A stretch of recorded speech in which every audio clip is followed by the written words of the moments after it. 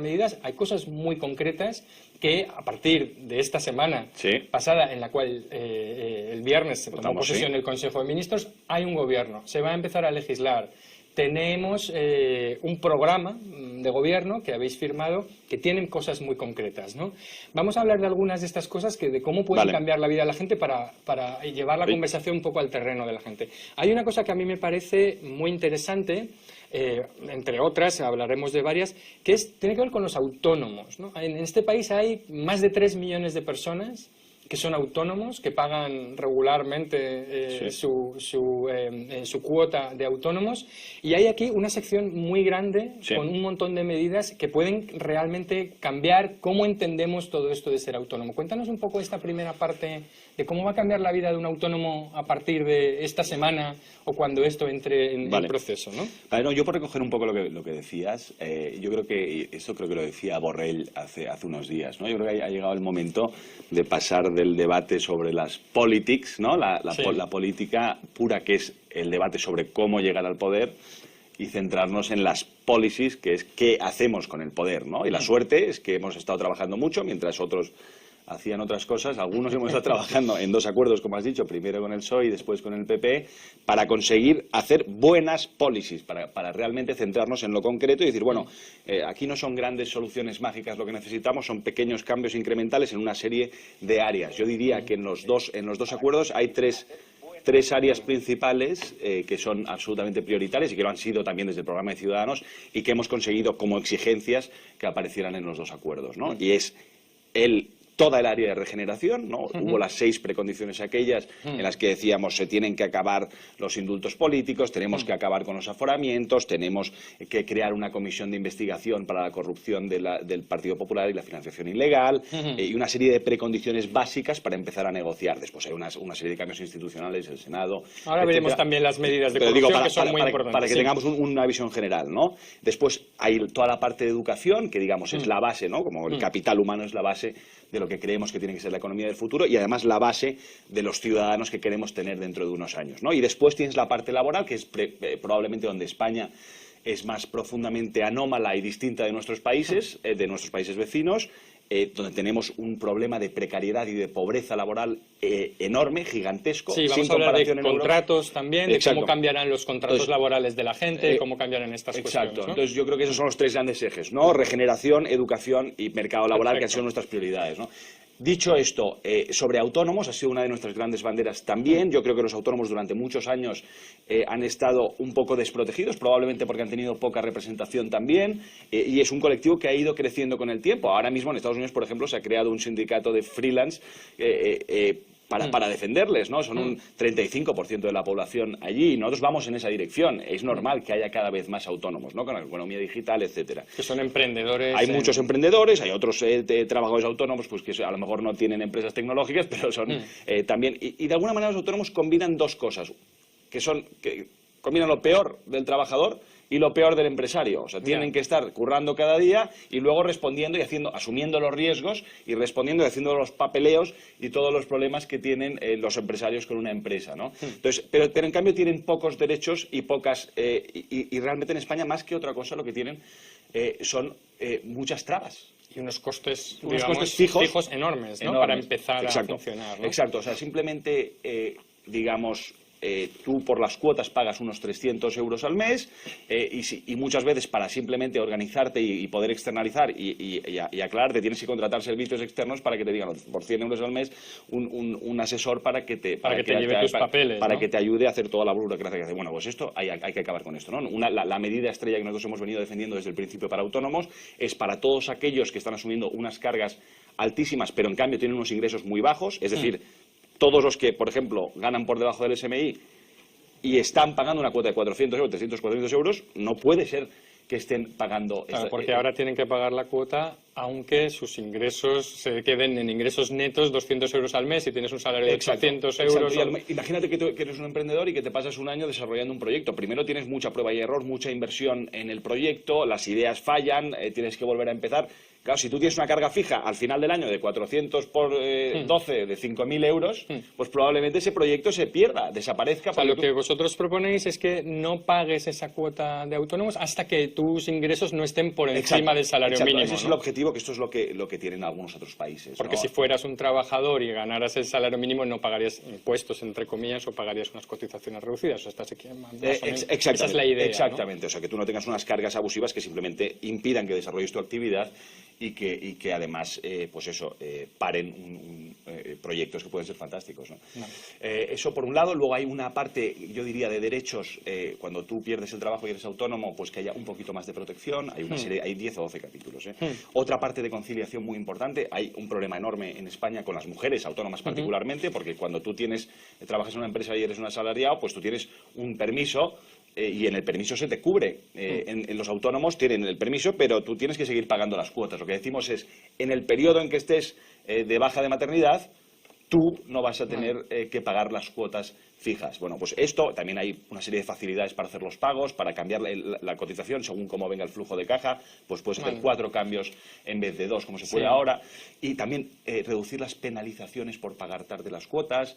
Ahora son excesivas, pagas un 20%, mucho más que en otras cuestiones. Con lo cual, autónomos es absolutamente prioritario, ¿no? Son 3 millones de familias afectadas. He visto además que hay algo que es una rigidez del sistema, es que tú pagas la cuota entera todo el mes, independientemente de cuántos días trabajes, cuando la realidad es que estamos viendo que hay gente que son autónomos. Por ejemplo, un periodista a lo mejor firma un artículo o 2 al mes y cobra por ese artículo.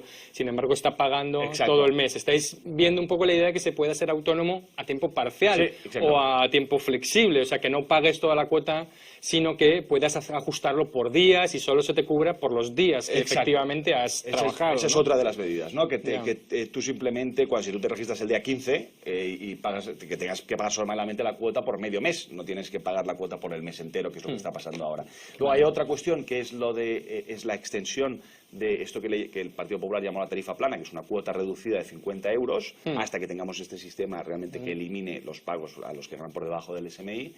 Y lo que pedimos es extender de momento esa cuota, esa tarifa reducida, que sea todavía más reducida y que en vez de ser de 6 meses sea de un año, ¿no? Eso sí es importante porque es para nuevos emprendedores, gente que empieza proyectos, y hemos defendido también eso. Con lo cual esperamos que el Partido Popular cumpla el acuerdo y que tengan realmente la ambición para hacer un cambio que es realmente urgente. Yo creo que los autónomos en este caso no. Claro, porque los autónomos tradicionalmente, como decías, no tienen un sindicato o no están organizados, son muchos de ellos individualmente, ¿no? No se organizan de la misma manera, nadie les representa, entre comillas, o les defiende. Eso también estaba en la ley, ¿no? Que mejorar un poquito la representación. Ellos tienen que tener, y cada vez van a tener más peso. Pues oye, no es lógico que no estén representados en las negociaciones colectivas. Vale. ¿No? Bueno, pues ese es un gran bloque donde hasta ahora hay mucha precariedad, mucha economía sumergida, donde vais a actuar.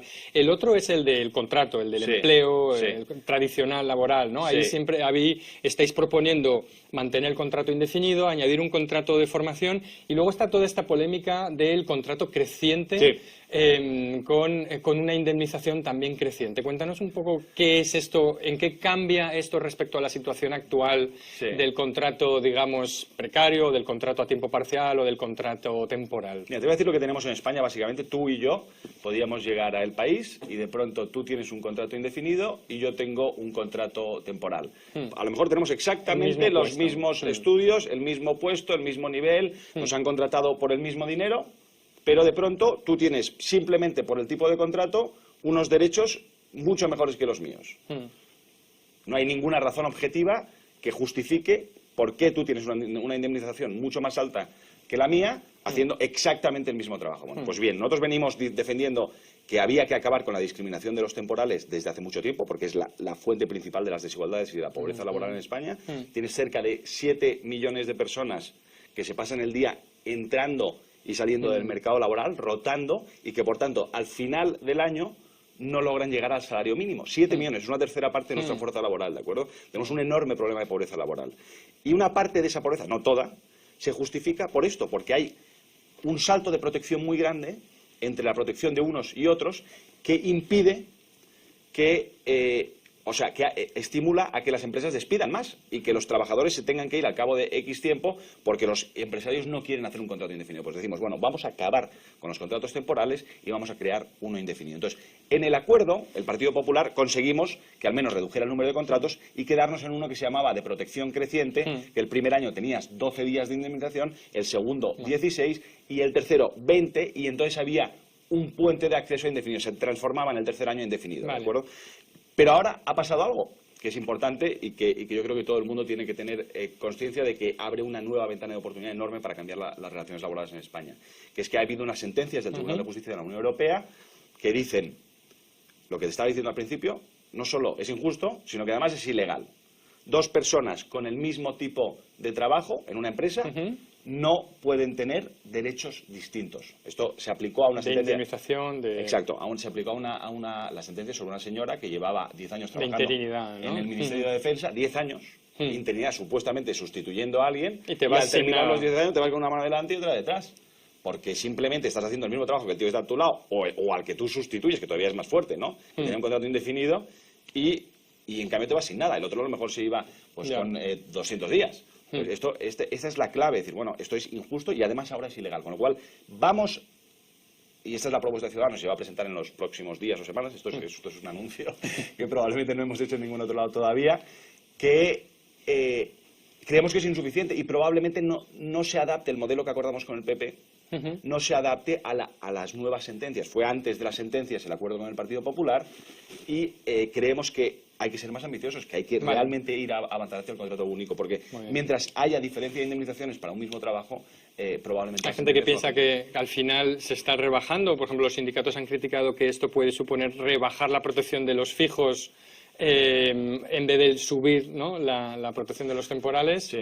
Ha habido bastante confusión con el contrato único, ¿no? Yo creo que aquí lo cierto es que esto, para empezar, no va a tocar a ningún contrato indefinido que ya exista. Esto no aplica retroactivamente, solamente con nuevos contratos. Y además en España, por la razón que decía, porque tenemos el nivel de temporalidad que tenemos un problema enorme, que es que la protección media, la media de los trabajadores es de 12 o 13 días por año, ¿de acuerdo? Nosotros nos hemos comprometido a que la protección media sea más alta, o igual o más alta que la que existe. Es decir, será un sistema más justo y además no discriminará sistemáticamente a un sector de la población, ¿no? Los economistas les llamamos los outsiders, ¿no? Que no pueden acceder a la estabilidad laboral simplemente por el tipo de contrato, ¿no? Muy bien. Y luego hay algo que de lo que parece que vamos a hablar mucho este otoño-invierno, que es de las mochilas austriacas. Se van a poner de moda las mochilas austriacas, es porque nos vais a llevar a hacer turismo, senderismo por los Alpes.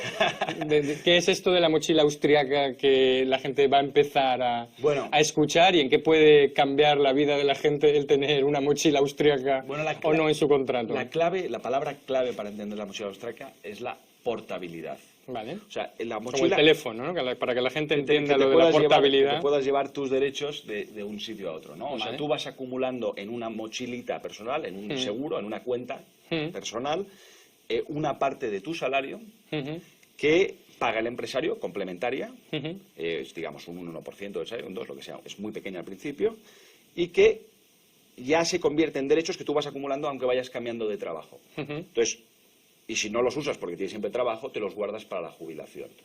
Con lo cual, esto permite ir acumulando derechos a pesar de que haya tanta rotación. Es decir, obligas, aunque sean contratos cortos, a que se contribuya un poquito a esa mochilita para ir acumulando derechos. Es la dirección que están llevando básicamente todos los países del mundo, porque esa rotación es hacia el mundo donde vamos. Tienes mucha más rotación que antes. Los contratos porque las carreras laborales van a ser rarísimas, claro, ¿no? En Dinamarca la movilidad laboral es altísima. La cuestión es proteger al trabajador y darle los mecanismos para que él pueda encontrar trabajo y pueda mantenerlo. No es esta obsesión con proteger el puesto de trabajo, que es un poco la visión que teníamos antes. Vamos hacia ese mundo, vamos a generar los mecanismos que permitan realmente acabar con las desigualdades y con las injusticias con este tipo de mecanismos. También hablamos del complemento salarial, del que si quieres... Sí, quería hablar también eso y dar paso a algunas preguntas que tenemos aquí también de la gente, aunque ya os digo que luego tú también puedes entrar aquí y responder a alguna de estas preguntas de gente que son concretas y que probablemente les gustará que les añadas. Además de colgar el documento, hay alguna que seguro que una vez que las leas las podrás responder. Hay algo también muy interesante en lo que planteáis, que es que en la declaración de impuestos se utilice el IRPF, cuando la gente liquida sus impuestos, la posibilidad de que eso sea un mecanismo para devolver a la gente más dinero realmente por el cual ha cotizado o de los impuestos que ha pagado. Es decir, que si yo el año pasado, digamos, no gané 10.000 euros y pagué 1.000 euros de impuestos, vosotros me devolvéis 2.000, ¿no? Me estoy inventando las cantidades, pero es para que la gente entienda que no solo te saldría a devolver todo lo que has pagado de tus impuestos por debajo de unos límites de renta, sino que podrías recibir un ingreso adicional como un complemento salarial porque no has llegado durante el año a esto. ¿Cómo funcionaría esto y a qué gente se le Pues mira, esta es una de las respuestas principales que 15, 20 países ya llevan en sus programas, tanto países gobernados por la izquierda como por la derecha, que se llama el complemento salarial, y tú lo has explicado mucho mejor de lo que lo hacemos normalmente nosotros, porque es a veces difícil de entender. Es básicamente una devolución que te hace Hacienda, una transferencia que te hace el Estado, es un impuesto negativo. O sea, tú en vez de pagar impuestos, lo que haces es recibir como si tienes dinero, una ayuda que te diera por otra como vía. Como un sueldo extra al final del año, ¿no? Pues ponte que al final del año ganas 12.000 euros, pues a lo mejor tienes un complemento de 1.500 euros. Eso tiene muchas ventajas. Para empezar, es el mecanismo que se conoce más efectivo para luchar contra la pobreza laboral, porque hay otros mecanismos. Podrías decir, bueno, vamos a subir el SMI. Estupendo, puedes subir el salario mínimo. Pero si tú tienes una población que se pasa el día entrando y saliendo del mercado laboral, todo el tiempo que no están fuera, no computa, no sirve que tú subas, por mucho que subas el SMI, seguirán al final del año teniendo unos ingresos muy bajos. Por eso lo miras al final del año. Lo miras al final del año y entonces se mira por hogar. Y de esta manera tú te aseguras, y sobre todo al principio lo centraremos porque los recursos al principio son limitados, ¿no? En el acuerdo, a familias con hijos, ¿no? De rentas bajas. Entonces recibirán un complemento, pues para tener una vida digna, porque desgraciadamente con trabajar, que ha sido un poco la política antipobreza del Partido Popular, la única es, vamos a generar empleo. Con trabajar no es suficiente.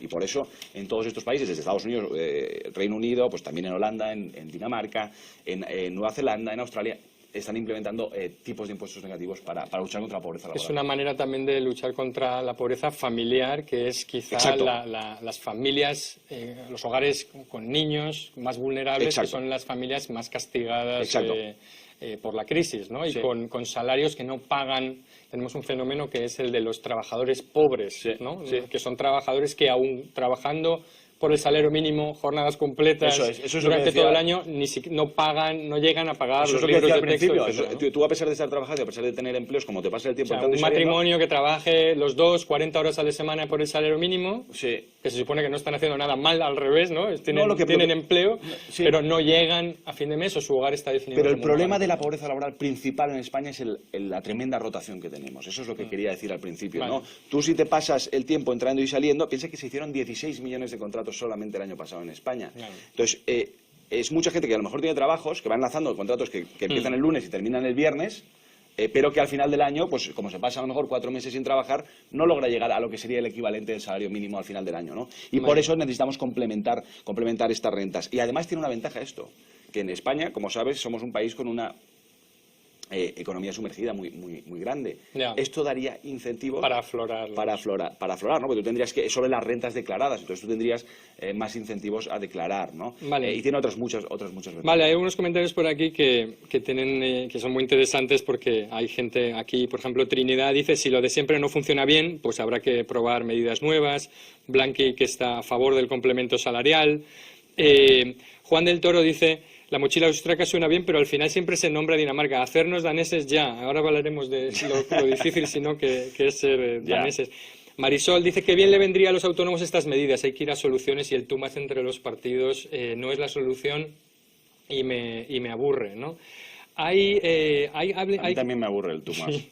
Hay gente que habla... mira, por ejemplo, Diana dice: la cuota reducida no la aplican a emprendedores que hayan cotizado anteriormente, aunque eso significa que pasaron un largo tiempo sin trabajar y sin derecho a paro. Bueno, en la Ley Integral de Autónomos que hemos presentado original estaba esa propuesta, que no solo aplicara la cuota reducida a los nuevos emprendedores, sino también a los anteriores, a extenderla para todos. Se puede emprender varias veces en la vida, exacto, ¿no? No es una vez en la vida. Exacto. Vale. Pero el problema es que ahora tienes que empezar por algo y la verdad es que el coste de hacer eso es altísimo para el primer año, ¿no? Eso está contemplado en la ley. Sí, hay alguien aquí también habla de algo que parece bastante normal, de que las enfermedades de larga convalecencia, por ejemplo, están discriminadas, ¿no? para los autónomos, ¿no? Que no tienen los mismos derechos. Aquí hay una pregunta un poquito más detallada, quizá la podrás mirar luego, pero realmente trata eso de las enfermedades. Hay gente que habla también de algo que José Antonio, por ejemplo, dice que los autónomos no nos podemos desgravar gastos. Y esto lo he visto que hay mucha confusión en Hacienda cuando un autónomo dice, deme la lista de las cosas que me puedo desgravar, y son conceptos que a lo mejor alguien no. Suministros, y la gasolina es un suministro, claro, no es un suministro. Claro, definir más claramente el tipo de desgravaciones que puedes hacer, pues si es por tu oficina, por si tienes un coche, etcétera. Nosotros lo contemplábamos en la ley, no entró el Partido Popular, se negó a que entrara en el acuerdo más desgravaciones de este tipo, pero nosotros vamos a presentar la ley como está, y luego tendrá que pasar, y el Partido Popular se ha comprometido a aceptarla, y además esperemos que en el Congreso pues se acabe el ITU más y el Partido Socialista tenga el suficiente liderazgo como para asumir obligaciones que tenemos los políticos para responder a los problemas y que se sume a esta ley que puede mejorar lo que ya está en el acuerdo con el Partido Popular. Sí, porque muchos autónomos tienen la experiencia de que al final se desgravan cosas y el día que te revisan tus cuentas, todo tú tienes que volver a devolver otra vez, y eso porque no hay mucha claridad, ¿no? en este tema. Además de que es difícil de seguir, ¿no? Y también hay un problema de fraude ahí que hay que ir con cuidado, ¿no? Vale. Bueno, vamos a hablar también de... Hay muchos temas, pero no tenemos mucho tiempo. Pero me parecía muy importante que habláramos de política y de corrupción, ¿no? Sí. Una pregunta provocadora es ¿por qué no os metéis en el gobierno para asegurar de que todo esto se cumple? Hay quien dice, en Alemania se cita, ¿no? Angela Merkel dice siempre la confianza está bien, pero el control es mucho mejor, ¿no? ¿Por qué fiarme de ti cuando puedo controlarte y mirarte por encima del hombro? No habéis entrado en el gobierno para ver estas medidas. ¿Por qué? Nosotros propusimos inicialmente que hubiera una renovación en el Partido Popular, que cambiara el liderazgo, que tuvieran realmente un compromiso claro de regeneración interna. Decidieron no tenerlo. También propusimos una coalición con el Partido Socialista y un gobierno amplio en el que estábamos perfectamente dispuestos a meternos, porque estoy de acuerdo contigo, es más fácil y más representativo probablemente de la España que tenemos hoy, más fragmentada, un gobierno que realmente pueda capturar y que pueda controlar más bien precisamente a un partido que ha tenido tantos problemas de corrupción y demás. Nos hubiera gustado si realmente el Partido Popular hubiera dado un paso claro para la regeneración. La prueba de la última remodelación del gobierno es que no tenían ninguna intención de hacer esos cambios. ¿Os ha gustado este gobierno? Bueno, a mí no es el gobierno que evidentemente me gusta más, pero sobre todo demuestra esta tendencia hacia el continuismo, esta poca ambición reformista, estas pocas ganas de cambiar las cosas, ¿no? Y yo creo que Montoro va a ser un hueso duro de roer con todas estas innovaciones, ¿no? Sí, bueno, no lo sé. Yo espero que con Montoro nos podamos entender, porque va a ser importantísimo cuadrar las cuentas y al mismo tiempo centrarse en aquellas cosas que son importantes para gastarnos los dineros, digamos, ¿no? Aquí ha habido un problema no tanto de los recortes, sino de qué recortes se hacen y dónde no puede recortar, ¿no? Sí. Yo creo que el gobierno podía haber sido infinitamente más ambicioso en recortar duplicidades administrativas, en recortar burocracia. Hay espacio para hacerlo, lo decimos mil veces y parece que nos repitamos, pero es que es verdad que lo hay. Hay, por ejemplo, ahora sabes que tenemos que cumplir pues cerca de 5.000 millones para llegar. Sí, estos 5.000 millones no se sabe, son algo mágico porque el coste de vuestras medidas es 5.000, más o menos, son 5.000 millones. Sí. Los ingresos que esperáis generar luchando contra el fraude, mejorando cambiando algunas bases, son 5.000, sí. Pero luego aparece el tío de Bruselas y pide 5.000. No sé cómo vamos... Te lo intento explicar muy fácil. ¿Cómo vamos a cuadrar estos 5.000 millones que están jugando, ¿no? Parecemos trileros jugando con los 5.000 millones. No, mira, tienes un objetivo para este año que es del 4.6 de déficit, que yo creo que se va a cumplir porque hicimos esta medida, el Partido Popular llevó la iniciativa de hacer el anticipo de los pagos fraccionados, que anticipó que está ingresando más de lo que se esperaba, con lo cual digamos que nos quedamos el 4.5 de déficit este año. Hay que llegar al 3.1, ¿de acuerdo? Vale. El gobierno estima que solamente con crecimiento y sin hacer demasiado puedes quedarte en 3.6, el gobierno y Bruselas. Por tanto, del 3.6 al 3.1 son 5.000 millones, ¿vale? Entonces, nosotros decimos, bueno, ese espacio se puede conseguir de muchas maneras. Pero desde luego nuestro acuerdo no cambia ese equilibrio, porque nuestro acuerdo es, como tú bien has dicho, neutral. Nuestra propuesta era, tenemos 5.000 millones de gastos con esas partidas sociales esencialmente y de regeneración prioritarias, con el complemento salarial, con el plan de pobreza infantil, etcétera, y después tienes 5.000 millones que van a sacar esencialmente de 3 sitios. Una reforma integral del impuesto de sociedades. Tenemos un impuesto de sociedades que solamente para que nos entendamos, muy fácil. En 2007, en sociedades, se ingresaban 45.000 millones, ¿vale? Hoy, con el mismo crecimiento económico, se ingresan 15.000. O sea, que las empresas básicamente no pagan. Bueno, no, o sea, no. Hay un sistema que es un poco como un queso gruyère, o sea, que permite muchas trampas legales, muchas deducciones y exenciones que nosotros creemos que son injustas. Optimizaciones fiscales. Exacto, y esto más después de la última reforma electoralista de Montoro, que generó un agujero todavía más grande. Vale. Para este año proyectaban ingresar 10.000 millones más. Bueno, hay espacio en sociedades para conseguir todo el dinero que quieras. Y luego se necesita ambición, porque el 30 de noviembre caduca el compromiso que teníamos para perseguir a los defraudadores de la amnistía fiscal. Y si el gobierno no es ambicioso para realmente cumplir la ley, porque al final lo que pasó aquí... Queréis revisar todo esto para aseguraros de que no se ha ido más de la cuenta. O sea, aquí lo que pasó es que se tenía que pagar un 3%, perdón, se tenía que pagar un 10% por aflorar el dinero que venía de no se sabe dónde, que tampoco es tanto. Dicen, no, vas a pagar un 10%. Bueno, pues al final acabaron pagando un 3%.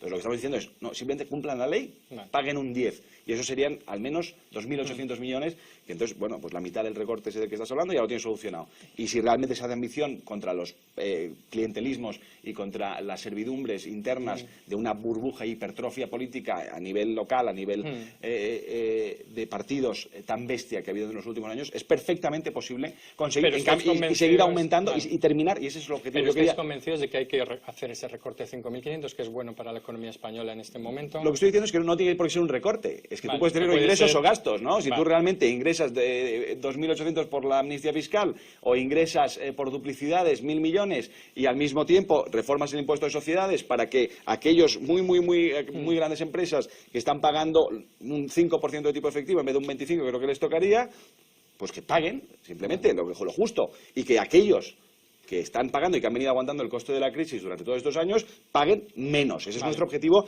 al final de la legislatura. Pero en principio que la economía ahora le impusiéramos un recorte, imaginemos que no generemos los ingresos o que el recorte fuera de 10.000 millones. ¿No sois o no partidarios de que en este momento sería contraproducente para la economía un recorte? Es que nuestro compromiso en el acuerdo es precisamente ese. Si hay un titular, es que este tiene que ser el principio del fin de los recortes. Vale.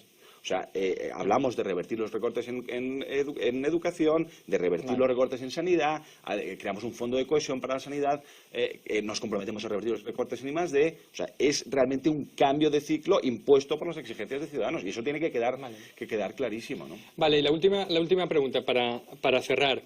Negociasteis con los socialistas un acuerdo de investidura. Lo habéis negociado ahora con el PP. El de los socialistas ha quedado atrás porque no fue posible. Pero realmente, y esta era un poco la última pregunta, Mariano Rajoy lleva en política desde el año 78, vosotros desde hace muy poco. ¿Os fiáis de este gobierno? No.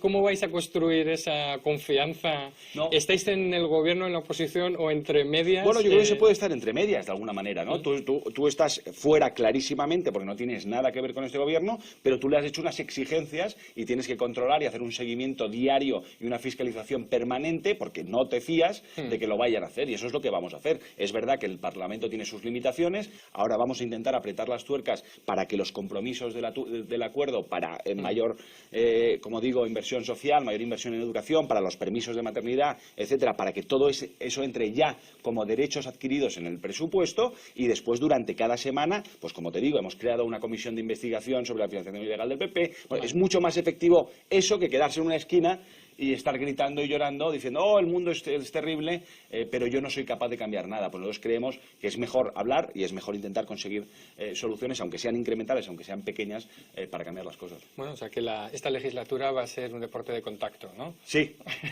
seguro que sí. Bueno, espero pues, que no demasiado contacto, pues pero... allí te veremos y espero que estés pronto por aquí dándonos cuenta y contándonos cómo van las primeras escaramuzas y cuáles son las rozaduras y los arañazos de esta primera, bueno, pero que al fin y al cabo estamos en una legislatura que es distinta, pero como hemos dicho muchas veces, no tan distinta de lo que ocurre en el mundo. Ahí fuera los gobiernos en mayoría absoluta son la excepción en nuestro entorno. Esta es la nueva normalidad en la que estamos. Bueno, el otro día estábamos con el embajador danés y nos contaba que llevaban 100 años sin tener una mayoría absoluta y parece que les ha ido bastante bien, ¿no? Bueno, pues aquí está la respuesta a nuestro... Yo creo que es perfectamente posible conseguir cosas con gobiernos y con democracias más plurales. Vale. Bueno, lo malo para ser Dinamarca es que hacen falta daneses, ¿no? No sé si aquí tenemos muchos. Nosotros somos españoles estupendos y podemos convertirnos en una España que se parezca a Dinamarca. Estupendo. Pues muchísimas gracias por estar aquí hoy con nosotros y seguimos en contacto. Muy bien, muchas gracias a ti. Gracias a vosotros también por estar ahí. Gracias. Gracias.